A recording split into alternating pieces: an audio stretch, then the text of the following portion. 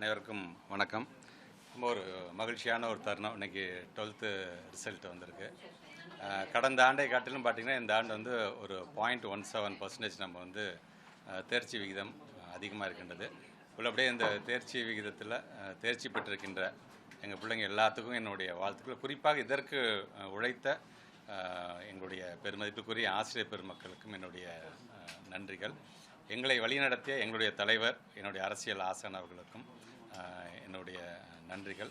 இப்போ இந்த ரிசல்ட் வந்த அடுத்த நிமிஷம் எப்போதும் போல் எங்களுடைய தலைவர்கிட்ட தொலைபேசியில் தொடர்பு கொண்டு இந்த முறையும் நாம் அதிகமாக நம்ம வந்து தேர்ச்சி பெற்றிருக்கோம் அப்படிங்கும்போது அவங்களுக்கு அவ்வளோ ஒரு சந்தோஷம், வாழ்த்துக்கள் அப்படின்னாங்க. எல்லாத்துக்குமே காரணம் நீங்கள் தானே அப்படின்னு கூட நான் பகிர்ந்துக்கிட்டேன். திருச்சி மாவட்டத்தை சார்ந்தவங்க கூடுதலாக நான் ஒரு மகிழ்ச்சி என்னென்னா, நம்முடைய திருச்சி மாவட்டம் ஒட்டுமொத்தமாக தேர்ச்சி விகிதம் எல்லா பள்ளிகளும் அடங்கியதில் ஃபஸ்ட்டு 5 பிளேசஸில் நம்ம வந்து இப்போ வந்துட்டோம். அது எனக்கு ரொம்ப பெருமையாக இருக்கின்றது. அதுவும் குறிப்பாக அரசு பள்ளியோட தேர்ச்சி விகிதத்தில் பார்த்திங்கன்னா ஒட்டுமொத்தமாக தமிழ்நாட்டில் திருச்சி மாவட்டம் 3rd பிளேஸில் வந்திருக்குங்கிற ஒரு அந்த செய்தியும் வந்திருக்குது.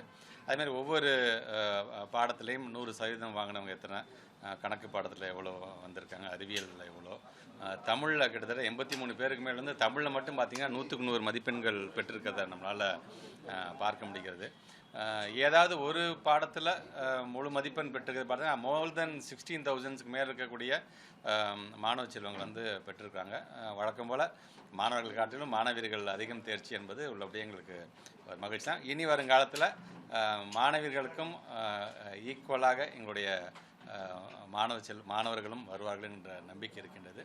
தொடர்ந்து இந்த ஊக்கத்தை எங்களுக்கு வழங்கிய என்னுடைய அரசியல் ஆசான், எங்களுடைய தலைவர் அவர்களுக்கு என்னுடைய நன்றியை தெரிவிச்சு, இதற்கு உழைத்த நம்முடைய ஒவ்வொருத்தரும் ஸ்கூல்ஸ் அப்படின்னா நான் வெறும் டீச்சர்ஸோடு நடத்த மாட்டேன், டீச்சிங் ஸ்டாஃப்ஸ் அண்ட் நான் டீச்சிங் ஸ்டாஃப்ஸ் என்று இருக்கக்கூடிய ஒவ்வொருத்தருக்கும். ஏன்னா ஆல்மோஸ்ட் பார்த்திங்கன்னா லாஸ்ட் 6 months எல்லாமே ஒரு ரிவ்யூ பண்ணி தங்களை செல்ஃப் அசஸ் பண்ணி கடந்த ஆண்டை காட்டிலும் இந்த ஆண்டு நம்ம எப்படி தேர்ச்சி பெற வேண்டும் என்கின்ற விதத்தில் ரொம்ப ஒரு மைன்யூட்டாக எல்லாமே பிளான் பண்ணி ஒர்க் பண்ணனால தான் இன்றைக்கி வந்து ஒவ்வொரு ஆண்டும் எப்படி நம்ம கூடுதலாக நம்ம கொடுத்துருக்கோமோ அதே மாதிரி இந்த ஆண்டும் கூடுதலாக அது கொடுக்கப்பட்டிருக்குது. தேர்தல் ரிசல்ட்டு வேறு இதெல்லாம் கடந்து ஒரு பள்ளி கல்வித்துறை அமைச்சராக நான் பணியாற்றிய அந்த காலத்துக்காக நான் சொல்கிறேன். ஒவ்வொரு முறையும் மாதத்துக்கு ஒரு 4 முறையாச்சும் நம்முடைய அன்றைய எங்களுடைய தமிழ்நாட்டுடைய முதலமைச்சர் தொடர்ந்து எங்ககிட்ட என்ன நடக்குது எஜுகேஷன் சிஸ்டத்தில் கேட்டது என்னுடைய விளைவு இன்றைக்கி ரிசல்ட்டில் வந்து எங்களுக்கு வந்து அது பிரதிபலிச்சிருக்கு அப்படின்னு தான் நான் சொல்கிறேன். ஸோ மாணவ செல்வங்களுக்கு நான் வச்சுக்கிற வேண்டுகோள் ஒன்று தான். இந்த ரிசல்ட்டுங்கிறது வந்து நம்முடைய லைஃப் கிடையாது. இந்த ரிசல்ட் அப்படிங்கிறது வந்து நாம் என்ன பாடத்தை நம்ம தெரிஞ்சுக்கிட்டோமே அப்படின்னு நம்மை அறிந்து கொள்வதற்கான ஒரு காலம் தான். இதில் தேர்ச்சி பெற முடியவில்லை என்று சொன்னாலும் உடனடியாக உங்களுக்கான துணைத் தேர்வுக்கான தேதியெல்லாம் அறிவிச்சிருக்கிறாங்க.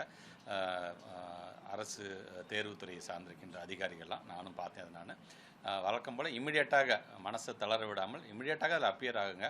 கண்டிப்பாக ஒரு நல்ல ரிசல்ட் உங்களை தேடி வரும் என்கிற நம்பிக்கை இருக்கின்றது. கான்ஃபிடென்ட்டை மட்டும் என்றைக்குமே கைவிட்டுடாதீர்கள். நமக்கான ஒரு மிகப்பெரிய உந்து சக்தியை நமக்கான அந்த செல்ஃப் கான்ஃபிடென்ட் தான். அதனால் தேர்ச்சி பெற்றிருக்கின்ற உங்கள் அனைவருக்கும் என்னுடைய வாழ்த்துக்கள்.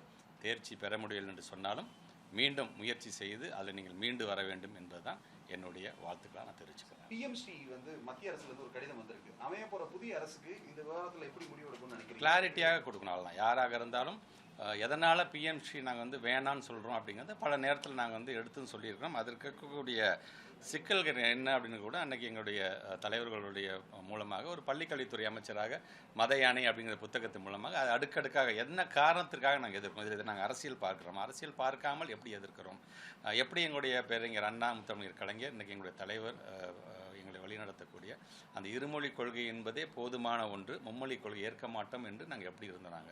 ஸோ அவங்க என்னென்னலாம் சொல்லி அவங்களை மிரட்டினாலும் யாராக இருந்தாலும் சரி, ஆட்சிக்கு வரக்கூடியது யாராக இருந்தாலும் அதுக்கு பயந்து டயர்டாகிடுதுங்க.